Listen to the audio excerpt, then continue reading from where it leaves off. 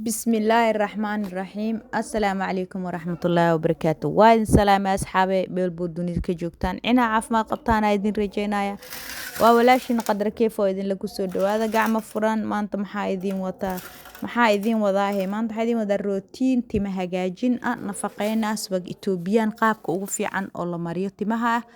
iyo sidoo ku soo baxaa timaha sida saxda ah timaha inuu kugu shaqeeyo daarabtid qaabkan u sameeyay insha Allah natiijo fiican ku arki doontaan 3 isbuuc ugu horeyso subag Ethiopian waa aad u fiican yahay faa'iidada uu leeyahay laakiin dadka badanaa ma wada yaqaanaan ayaga subag isticmaala hadana qaabka loo isticmaalo uu ka qaldan yahay qaabkana anaga oo isticmaalnaa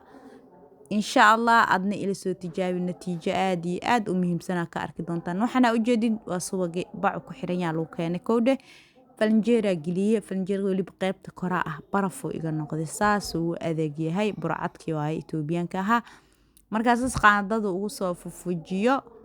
inta kala waa reebana falanjeerka ku cilna intaas amaanta soo isticmaala soo diyaar intaas xoogaa way badan tahay marka uu dhalaalo ama la shiido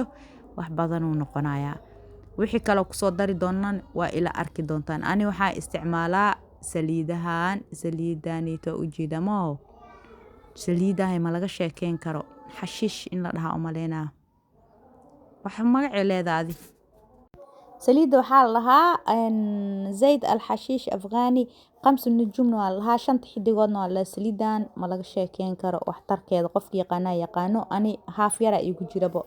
wax badan ay isticmaalay dhalado arkaysan intaas ay maraysaa gabdhiga oo isticmaala ana isticmaalo timihii la mariyo 100% ma laga sheekeen karo quruxdooda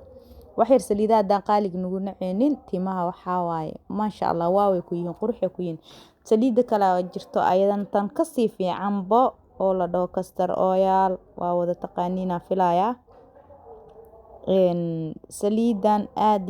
u culus tahay saacado ka badan timahaaga ma marsanaan karto waa laga dhaqayaa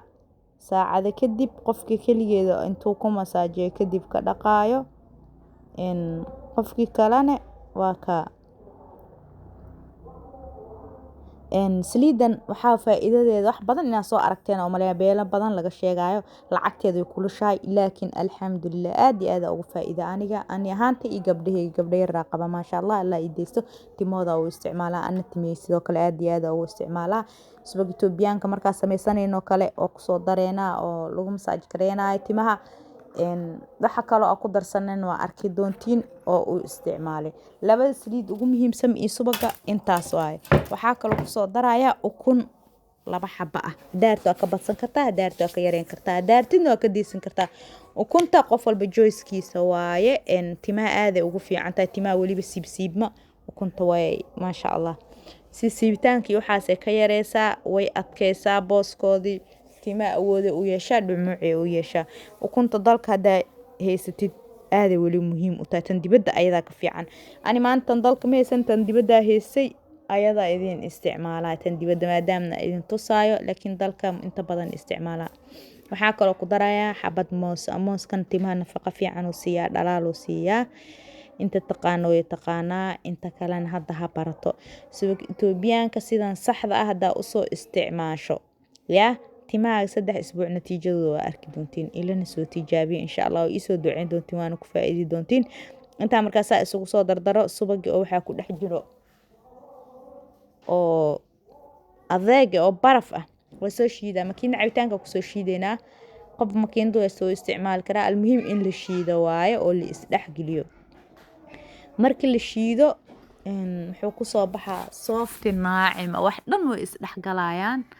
markaas mariskooda fudeedu ku noqonaya ani waa soo shiiday hal saacadood amal falanjeer ku jiro hawlo kale wax kala ku mashquulay saacad kadib ka soo bixi sida softiga uu noqday